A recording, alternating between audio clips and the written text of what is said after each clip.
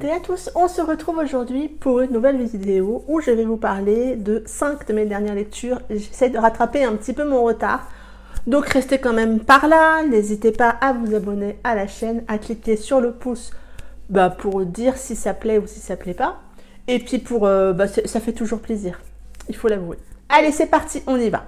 On commence par Sinner Love de Clore Smith et Juliette Pearce aux éditions Black Ink. Comme vous avez pu le voir dans ma vidéo bilan et top 15 de l'année 2020, ce roman fait partie de ce top 15.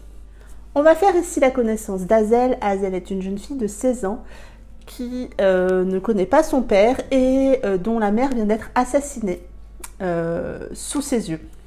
Et sa mère avait laissé des instructions dans son testament pour que Hazel soit confiée aux mains de Darrow. Darrow a 28 ans.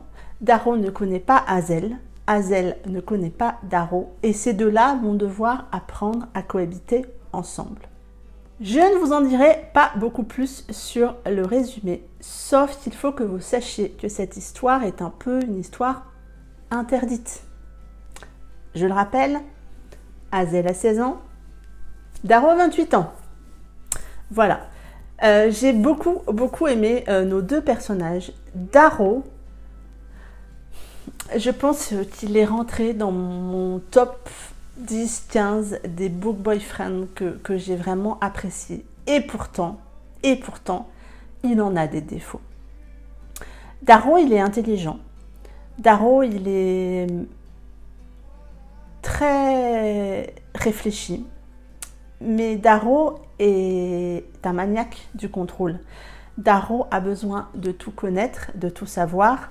De par son métier, il travaille il a élaboré un site de rencontres assez bien estimé, assez bien, qui marche assez bien. Il sait comment rentrer dans certains réseaux, il a mis beaucoup de caméras chez lui, tout est hyper protégé, il a des alarmes partout. C'est vraiment un gros maniaque du contrôle. Et il est aussi très renfermé sur lui-même. Peut-être que les deux sont liés ou pas, vous verrez ça en lisant le roman.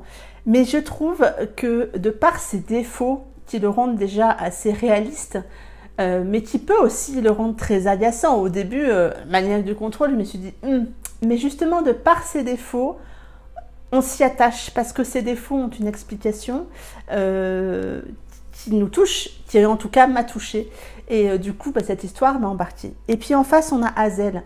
Hazel, elle est pleine de lumière, elle est extrêmement courageuse parce qu'elle a quand même vécu des trucs pas très sympas dans sa vie. Et elle veut y croire, elle veut avancer, elle tient tête à Darrow. Et ça, moi, ça m'a plu parce que en face d'elle, elle a quand même un homme plus âgé, un homme qui a un énorme charisme, c'est un personnage très charismatique, Darrow. Mais malgré tout, elle va oser dire des choses, elle va oser demander des choses et faire des choix. Et du coup, cette histoire interdite, qui peut être dérangeante, est tellement bien amenée, bien écrite, bien construite. Oui, c'est une histoire interdite, mais perso, elle m'a embarqué cette histoire. J'ai trouvé que la construction et l'évolution de l'histoire étaient réalistes. Et vraiment, cette histoire, elle m'a embarquée. J'ai trouvé que la plume de Clore et de Juliette matchait très bien ensemble. Je me suis trompée sur qui avait écrit qui. Mais voilà, j'ai vraiment beaucoup aimé cette histoire. Donc si vous n'avez pas peur de cette histoire interdite, lisez ce roman. J'ai ensuite lu Origine, le tome 0 de Vicious of Silence de Amélie Cestier en auto-édition. Vous le savez, Vicious of Silence est une saga spin-off des Blood of Silence. Il n'est pas obligatoire d'avoir lu les Blood pour commencer cette saga. Et moi, qui suis une grande fan des Blood, vous imaginez bien que je me fais une joie de rencontrer, de retrouver tout cet univers. Là, ici, dans ce tome 0, on va en fait faire la connaissance de tous les membres ou les futurs membres des Vicious of Silence. On a certains bébés Blood qu'on connaissait quand ils étaient bébés, qu'on a vu grandir. On connaît leurs parents, on s'est attaché à leurs parents. Et moi, je suis contente. Et puis, on a d'autres autour qui ont gravité un peu autour, qu'on connaît beaucoup moins. Et moi, ça me plaît. Ça me plaît déjà qu'Amélie ait fait ce choix de mixer, en fait, qu'on n'ait pas que des Bloods ou des bébés Bloods dans cette saga. On a bien évidemment Mini H. Je crois qu'on est, pour toutes celles qui ont lu les Bloods, très, très nombreuses à vouloir connaître Mini H parce que c'est le personnage de cette nouvelle génération qui est attachant de par son histoire et du coup on a envie de connaître un peu son histoire, il a envie de casser les codes H et ça fait du bien. Et puis on a Stig, fan de son père, je sens que je vais être fan du fils. Voilà, j'ai vraiment aimé, donc c'est vraiment un tome plutôt introductif, on va avoir un peu comment s'est mis en place les Shoes of Silence, quelle idée, comment ça s'est construit. Et du coup, on va voir cette construction, ou ce début de construction, au travers de tous les membres de ce nouveau club. Vous le savez, c'est une des sorties de 2021 que j'attends le plus, ce tome 1. Bientôt. J'ai ensuite lu ma romance de Noël presque parfaite de Fleur Anna en auto-édition. Une petite romance de Noël qui m'a vraiment fait du bien. On va faire la connaissance de Nina qui adore Noël. Mais quand je vous dis qu'elle adore Noël, elle adore Noël. Et c'est tout le contraire de son patron Madden qui lui déteste Noël. Mais il ne veut même pas en entendre parler.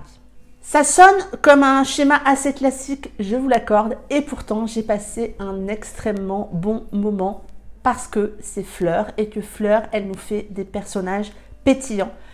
Et Nina, dans ce roman, est pétillante. Elle est drôle, elle nous fait rire, elle nous fait sourire, elle est tellement enthousiaste vis-à-vis de Noël. J'ai eu parfois l'impression de voir un petit peu ma Blondie. Vous voyez, elle est tellement fan de Noël, Julie, que elle nous a égayés par plein de choses au mois de décembre. Et bien Nina, elle a un petit peu de ce peps-là. Elle est à fond chaussettes de Noël, pull de Noël, ambiance de Noël, déco de Noël. Mais quand je vous dis à fond, c'est poussé à l'extrême. Et puis en face, on a le classique patron un peu bourru, mais extrêmement sexy. Madden, lui, qu'est-ce qu'il fait dans la vie? À part être patron d'un bar, il est mannequin pour sous-vêtements. Autant vous dire qu'il doit pas être dégueu à regarder, le gars. Et du coup, on a là un duo parfait pour passer un chouette moment. Et puis, on a des moments tellement sympas. J'ai tellement rigolé de tous ces moments où on voit la poule. Vous verrez si vous le lisez. Mais voilà, un schéma certes classique, mais qui fait du bien à lire parce qu'il était pétillant. L'histoire est bien construite. Tout ce que j'attendais, moi, d'une romance de Noël presque parfaite. C'était génial.